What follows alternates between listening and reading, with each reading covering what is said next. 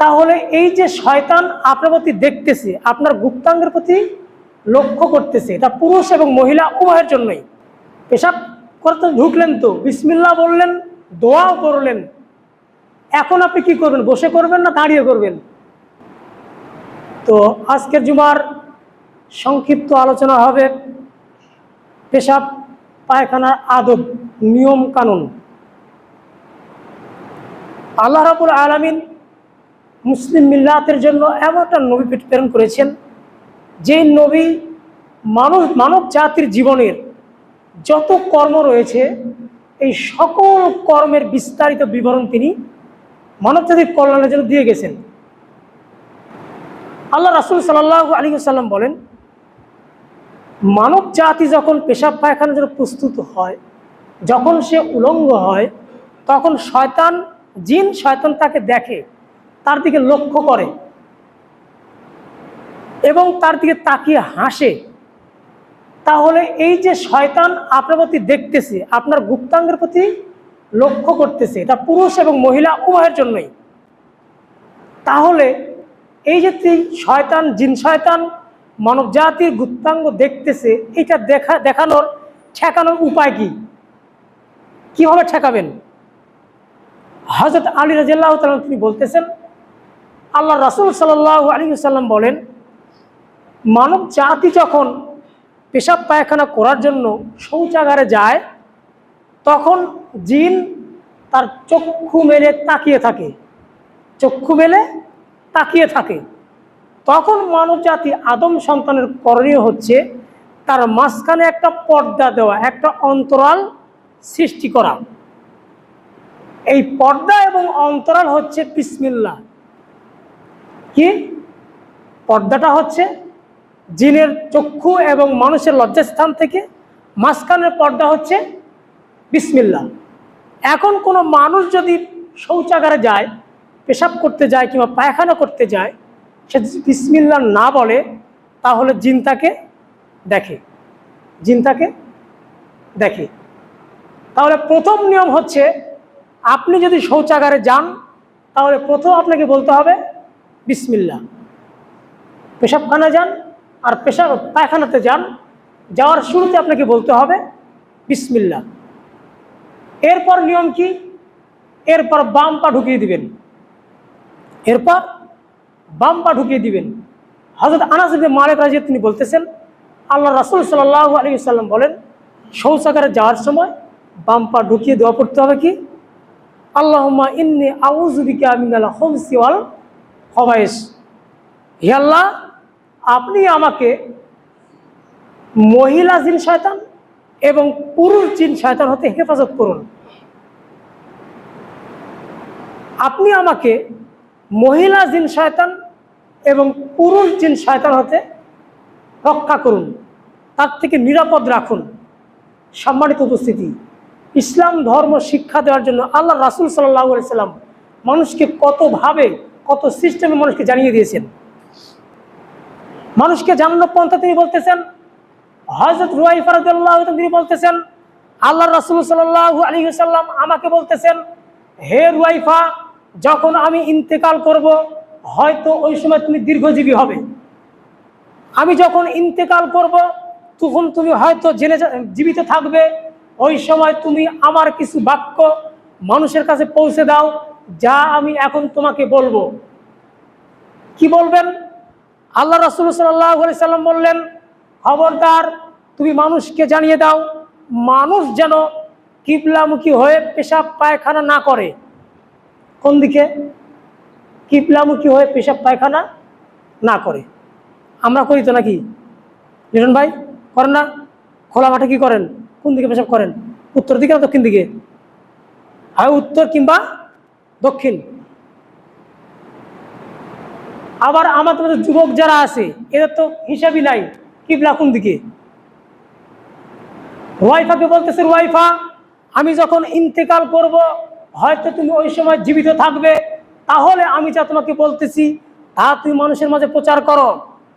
প্রথম নাম্বার, তুমি মানুষকে বলে দিবে যে মানুষ যেন কিবলামুখী হয়ে পেশাব পায়খানা না করে। 2 নাম্বার, মানুষ যেন হাড় এবং গোবরের শুকনো টুকরা দ্বারা ইস্তিনজা না করে, মাটির ঢিলা কিংবা টিস্যু কিংবা পাথর এই জাতীয় জিনিস দ্বারা ঢিলা কুলুপ করতে হবে।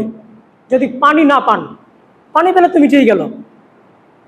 3 নম্বর তিনি বলতেছেন, মানুষ বদনজরের আশঙ্কায়, অশুভ লক্ষণের আশঙ্কায় যেন ঘোড়ার গলায় সুতা না ঝুলিয়ে দেয়, ঘোড়ার গলায় সুতা না ঝুলিয়ে দেয়। এইটা হলো আইয়ামে জাহিলিয়াত যুগের একটা প্রথা ছিল, যে সন্তানকে নাকি ভূতে ধরে, জিনে ধরে, কান্নাকাটি করে, তখন ওরা একটা সুতা ওই ঘোড়ার গলায় ঝুলিয়ে দিত। যেমন আমাদের সময় এখন লাল নীল সুতা পরে ছোট বাচ্চার গলায় পরিয়ে দেয়, কিংবা ওই বলে যে অমুক বাড়িতে মহিষ পালন করে, তার বাড়িতে ছোটা আছে, একটু চুরি করে ছোটা কেটে নিয়ে আসো, ওই ছোটা বাচ্চার হাতে পেঁচিয়ে দাও, তাহলে শয়তানের ওয়াসওয়াসা থেকে রক্ষা হবে। এটা কি? এটা পুরোটাই শিরক, এটা পুরোটাই শিরক। আমাদের সন্তানদের যাদের গলায় লাল নীল সুতা পেঁচানো আছে, আমি মুশরিক হয়ে গেছি। আমাদের সন্তানদের যাদের হাতে মহিষের চাবুকের ছটার অংশ জড়ানো আছে, আমি মুশরিক হয়ে গেছি। তার মানে আমি কুলক্ষণে বিশ্বাসী, কুলক্ষণে বিশ্বাসী। এইটা আল্লাহ রাসূল সাল্লাল্লাহু আলাইহি ওয়াসাল্লাম রুয়াইফাকে বলতেছেন, রুয়াইফা, আমি যখন থাকবো না তখন তুমি এই কথাগুলো মানুষকে জানিয়ে দিও। আমি আশঙ্কা করছি যে আমার ইন্তেকালের পরে তুমি দীর্ঘ সময় জীবিত থাকবে। প্রথমে বললাম যে আপনি যখন পেশাব পায়খানায় প্রবেশ করবেন, তখন প্রথমে আপনাকে বিসমিল্লাহ বলতে হবে। বিসমিল্লাহ বলে কি হবে? জিনের এবং আপনার মধ্যকার অন্তরালা হয়ে যাবে। 2 নম্বর স্টেপ, আপনাকে বাম পা দিয়ে পেশাব পায়খানায় প্রবেশ করতে হবে। এরপর দোয়া পড়তে হবে, আল্লাহুম্মা ইন্নী আউযু বিকা মিনাল খুবসি ওয়াল খাবাইস। এইটা বলে আপনি প্রবেশ করলেন। এখন প্রবেশ করার পরে আপনি বসে পেশাব করবেন না দাঁড়িয়ে করবেন? আচ্ছা, পেশাব করতে ঢুকলেন তো, বিসমিল্লাহ বললেন, দোয়াও করলেন, এখন আপনি কি করবেন? বসে করবেন না দাঁড়িয়ে করবেন? বসে করতে হবে, তাই না? এখন যে সমস্ত ছেলেরা জিন্স প্যান্ট টাইট করে আছে, এ কি করবে? এর মাসলা কি? ওর তো দাঁড়িয়েই করতে হবে, চূড়ান্ত কথা। ওর বসা কোনোদিনই সম্ভব না। আল্লাহ রাসূল সাল্লাল্লাহু আলাইহি ওয়াসাল্লাম বলেছেন, যেই ব্যক্তি দাঁড়িয়ে পেশাব করে ওই ব্যক্তির স্বভাব হচ্ছে কুকুরের মতো। কিসের মতো? কুকুরের মতো। এখন আপনি প্রথমে বিসমিল্লাহ বলেছেন, দোয়াও করেছেন, কিন্তু মাঝখানে আপনি দাঁড়িয়ে করেছেন, কি হলো? উল্টা হয়ে গেল। হযরত আয়েশা রাদিয়াল্লাহু তিনি বলতেছেন, যদি কোনো ব্যক্তি তোমাদেরকে এই কথা বলে যে আল্লাহ রাসূল সাল্লাল্লাহু আলাইহি ওয়াসাল্লাম দাঁড়িয়ে পেশাব করেছেন, তাহলে তোমরা ওই কথাকে বিশ্বাস করো না, তাহলে তোমরা ওই কথাকে বিশ্বাস করো না। তাহলে আমরা প্রথমে পেলাম বিসমিল্লাহ বলে প্রবেশ করা, তারপরে দোয়া পড়া, এরপর দাঁড়িয়ে পেশাব করা। এখন ঢোকার পরে কিবলামুখী হয়ে করবেন না উত্তর দক্ষিণ করবেন? হাদিস 2টা। আল্লাহ রাসূল সাল্লাল্লাহু আলাইহি ওয়াসাল্লাম মক্কার লোকদের বলতেছেন, মদিনার লোকদেরকে বলতেছেন, খবরদার তোমরা উত্তর দক্ষিণ হয়ে পেশাব পায়খানা করো না, পূর্ব পশ্চিম হয়ে পেশাব পায়খানা করো। কেন? মদিনা হচ্ছে মক্কার দক্ষিণে অবস্থিত।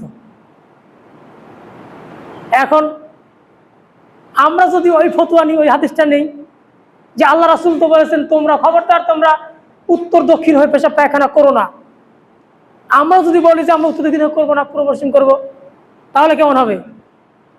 এই হাদিসটা তো আমাদের জন্য না, বুঝতে হবে। এই হাদিসটা আমাদের জন্য না, এই হাদিসটা হচ্ছে মদিনাবাসীদের জন্য, কারণ তারা ছিল মক্কার দক্ষিণে। এখন তারা যদি দক্ষিণ থেকে পেশাব পায়খানা করে তাহলে তো কাবা পড়ে যাচ্ছে। এই জন্য এই হাদিসটা তাদের জন্য। আর আমরা কি করব?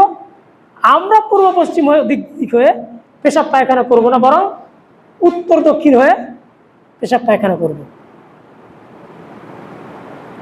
এইটা গেল হচ্ছে কিবলার দিক হয়ে পেশাব পায়খানা করা এবং না করার বিধান। যদি আপনি করেন তাহলে আপনি আল্লাহ রাসূল সাল্লাল্লাহু আলাইহি ওয়াসাল্লামের কথাকে অমান্য করলেন এবং কাবাকে অসম্মান করলেন।